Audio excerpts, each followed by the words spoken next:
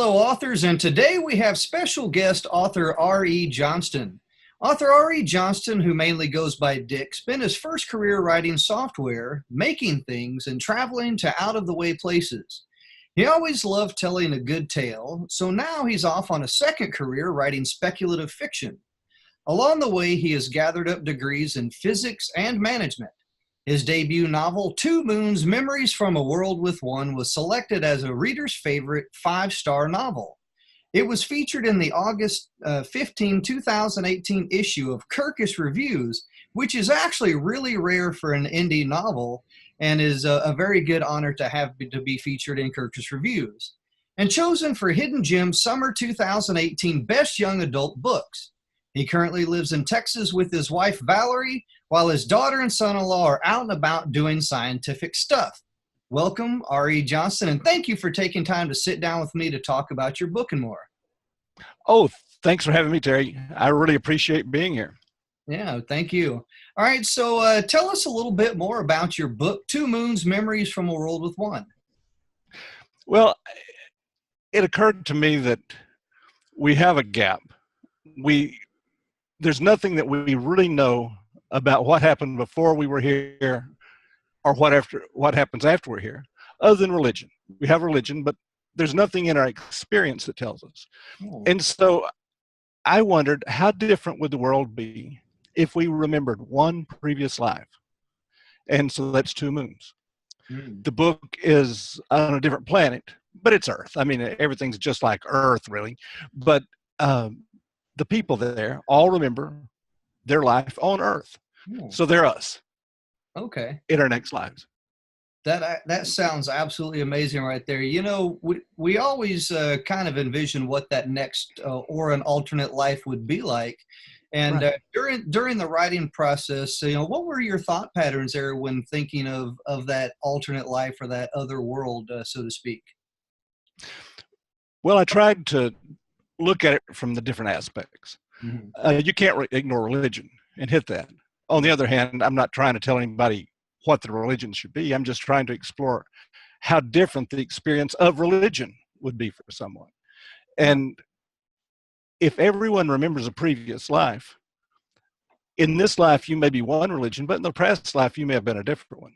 Ah, okay. And your parents, like the parents of my main character, one was a Buddhist, one was a Muslim.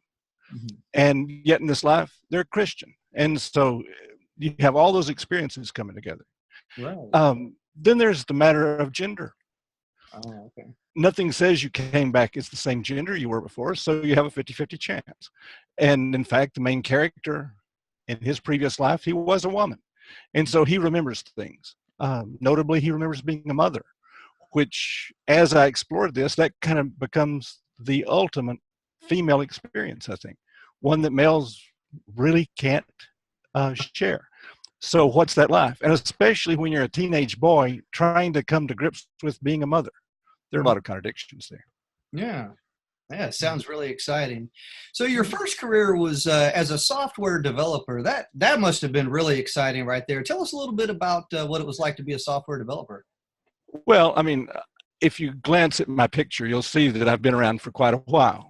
And so that was a day when programming was completely a logical thing. It was not coding as we know it today. And I had to take this. I was in a physics program.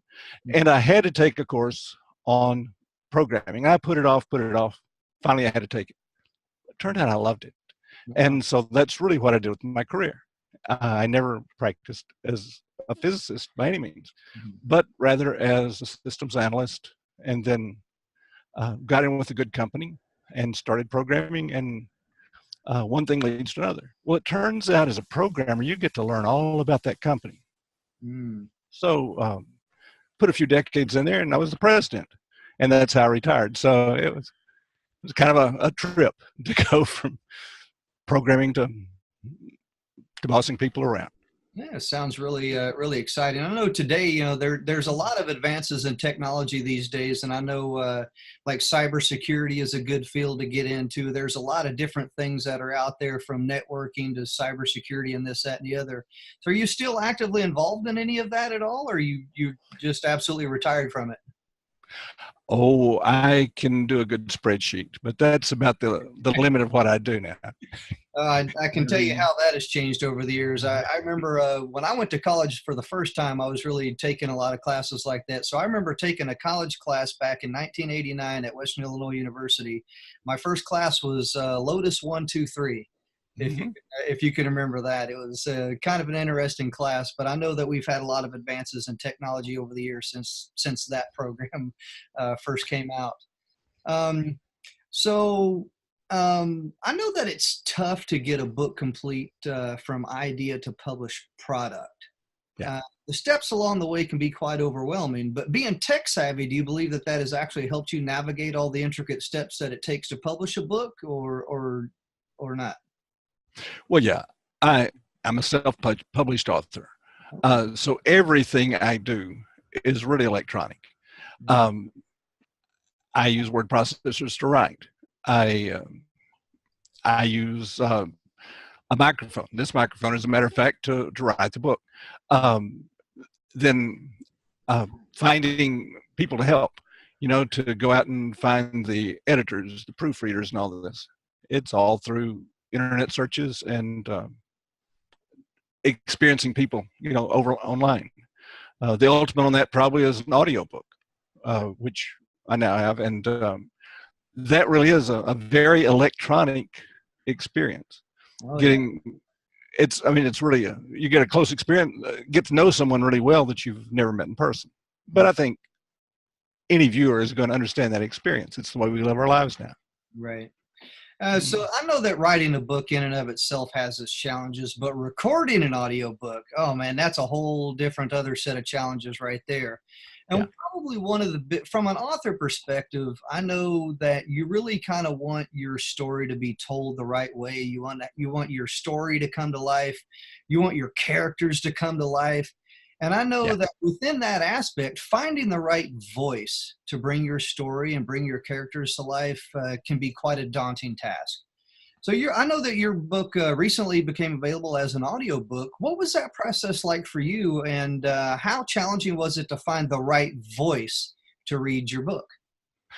Well, the first thing you have to find is the right company to work with. And Mhm. so I chose Find Away Voices. Find Away Voices then allows you to tell them about your book. What's the genre? What kind of voice is it in? What kind of strength do you have in your characters? That sort of thing. Oh, okay. And then they give you a list of several different people out of their list of hundreds, thousands of possible narrators that you can listen to clips that they've done. And you can listen to clips in American English and in British English and what it sounds like when they do a German accent. And so you can limit it down and you can say, okay, these are the people. Also, there's a budgetary thing. I mean, you can spend a lot of money. If you would like Robert De Niro to do your book, I'm sure he's willing to do it at a price. Mhm. So it's a trade-off. So that was a lot of fun. And my wife and I did this together, listening to these different people. And then you say, okay, I would like these, make a short list. I'd like to actually have them do my first chapter. And so you hear this first chapter done. And one of the things in Two Moons, there are a lot of female characters. And it turns out, I guess this reflects my own life, but everyone is a very strong character. Mm. And so it was amazing to me. But the main character is a male. So it needed to be in a male voice because the narration kind of reflects his point of view. But I wanted to have the female characters all sound like strong female. Mm. And it's amazing how many men think when they read a female voice, it should sound like Minnie Mouse.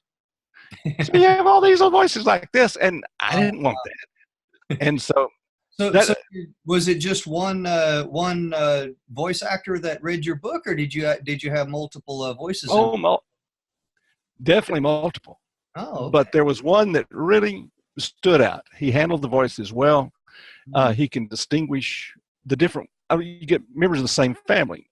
Well, he lets them have similar voices, but there's gradients so you can tell who's talking. Right. And so he did a fine job. And so largely it was the female voices that I chose Dan Jones to be my narrator. Wow. And in that process, it's kind of fun, really, Terry. Yeah. He goes through and does chapter by chapter. And so you read the whole thing, looking for his words are slightly different. And there are several cases where they are, because our spoken language is slightly different from our written language. Right. And there are places where it needs to be slightly different. And he would do it. But I've got to give approval for that. And so it was a lot of fun. He did an excellent job.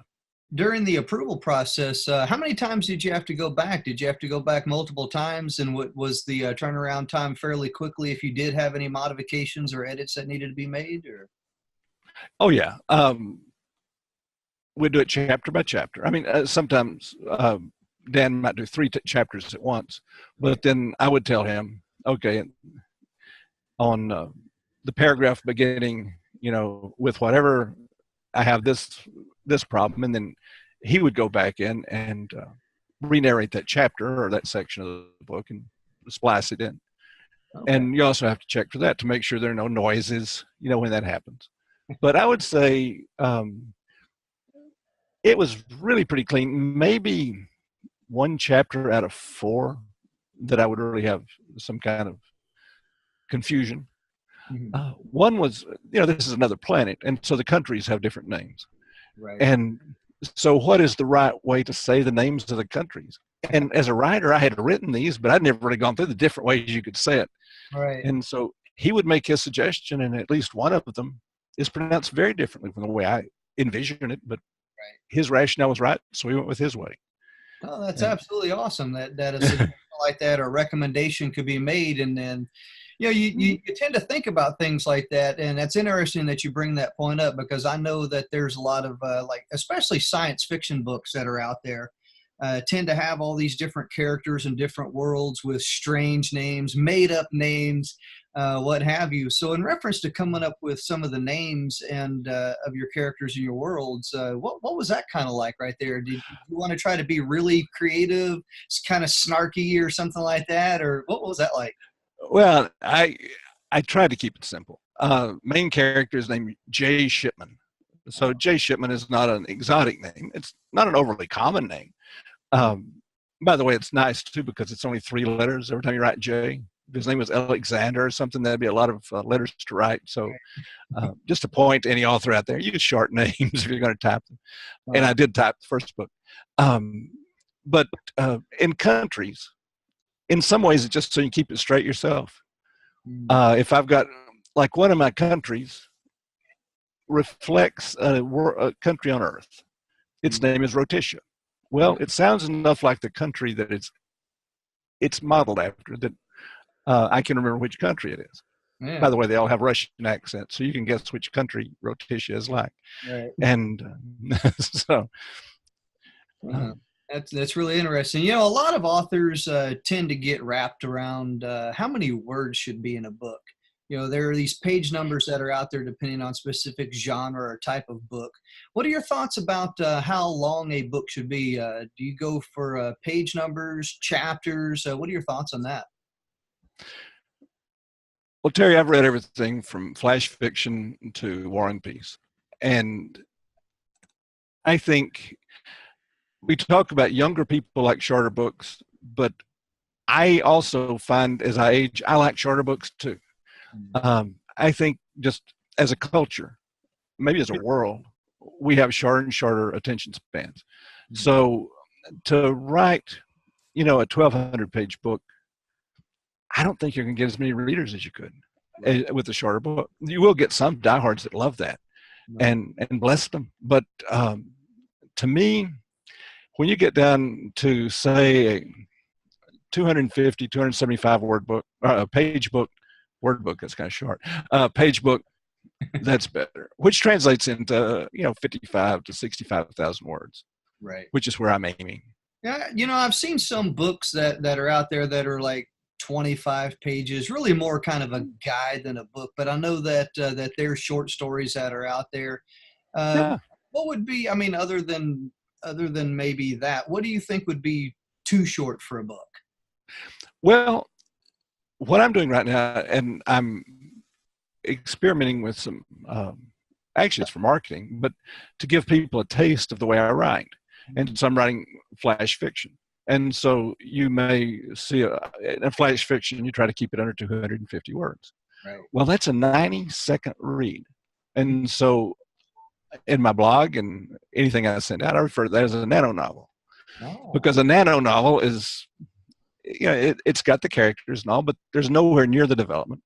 You're left with more questions than answers. On the other hand, a lot of, when it's that short, the point is to raise questions. But I would submit that any piece of literature, a lot of the point is to raise questions. It's not for the author to tell all the answers to the reader. That's nonfiction. No, it's to raise the question in the reader's mind and make them consider it and hopefully discuss it with their friends and let them talk about it. Yeah. So you can do a lot of that in 250 words. And I know some people write 75 words. I haven't tried that.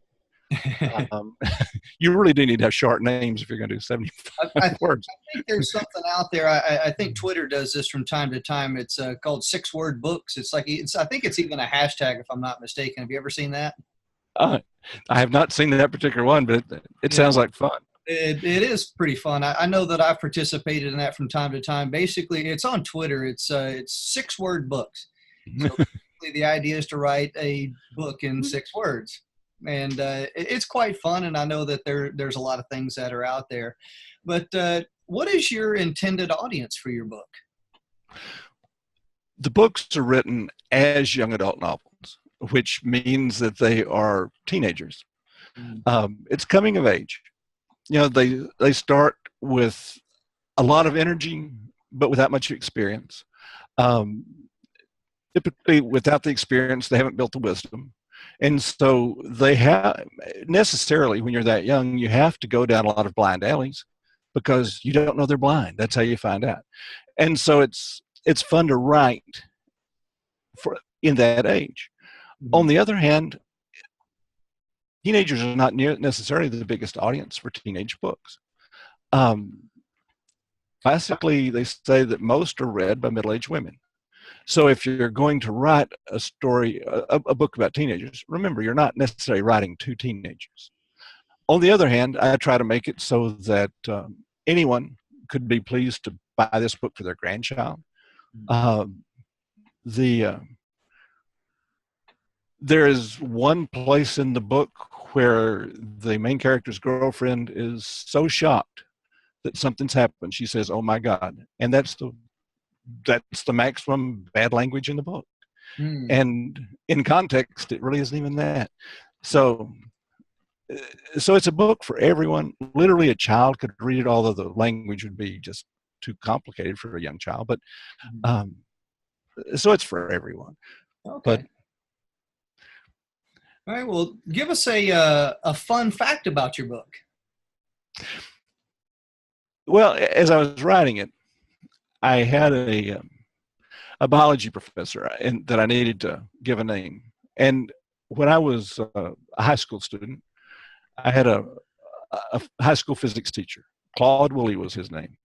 And Mr. Woolley was one of the really most significant people in my life as far as kind of molding me in which direction I went. And so I thought, well, in this case, I need a good professor. So I'm going to make him be Claude Woolley. And so I did. I used that name. And as I wrote the book, I realized Claude Woolley shouldn't be a man. Claude Woolley needs to be a woman. So Mr. Woolley became Claudia Woolley. And so Claudia Woolley is there in the book, but she was originally Claude. So, okay. Yeah. That's awesome. So what's next for you? Do you have any projects in the works or anything else going on? What's next? Yeah, I am writing these nano novels, so I can get those out, and those I'm giving away for free. Possibly you can make 99 cents on one, but 250 words, that's a lot of cents per word, so let's just give that away for free so people can kind of get to know. Then I'm working on the second book the sequel to Two Moons. I wrote Two Moons to be a standalone, but finishing it, I realized that's a pretty interesting world, and it deserves more books. So I'm right now about to wrap up one called uh, League of Secrets. Oh, okay. And then there's a third one in the trilogy, which will probably be Memories of Memories, but that will make a trilogy out of it. Okay. And then all these little flash fictions that are about the same world. So Right. nano novels. Mm-hmm. All right. If you had one chance to get a message out there to reach readers or authors or anybody around the world, what would that message be? Well, I guess it's maybe giving away part of the book. Mm-hmm. But the big message in Two Moons is fight for your freedoms. Mm. You have few enough freedoms that you're allowed to have in this world. Don't lose any of them. Fight for them. Insist that you keep them. Really good point. I know that, there's a lot of things going on out there today. A lot of things are starting to take shape differently as we have progressed as a society, as a nation. And that definitely resonates right there. I know that there's a lot of people that are out there that are fighting today, where years ago, we didn't have that opportunity. Well, we had the opportunity, but there was just a lot of people that just didn't speak up or didn't have that voice. And I think, do you think that your book Two Moons will give people a voice, so to speak? I hope so. I intend for it to, okay. Because if you did remember everything you've learned in life, and that could be professionally, but in your own personal life, the wisdom you've acquired, then you pass that on to another human being. In toto, about the time they turn 16 or so, they start getting all your wisdom. They could start where you stopped. So how does that change things? And some of these things of when is it right to follow a rule and when is it right to break the rule? Mm-hmm. I think that people understand that a lot better at the end of life than they do at the beginning of life. And I think kids tend to break the wrong rules, but it's not bad to break the rules. So, but what greater mentor could you have than yourself in a previous life? That's a great point. All right. So, Dick, I want to thank you for joining me today. I truly enjoyed talking with you. I want to wish you nothing but the best. And thank you. I know your book, Two Moons, definitely should be out there and read by as many people as possible. And thank you for joining me today. Read and listened to by everyone too, please. Absolutely. All right. Once again, if you want to connect with more from RE Johnston, you can do so on his website, re-johnston.com. I'll make sure that I have a link below the video so that way you can easily click over to visit his website. There you can connect with his book, Two Moons, in multiple formats, his social media, his nano books, and so much more. All right, authors, keep writing. And we'll see you next time. Thank you, Terry.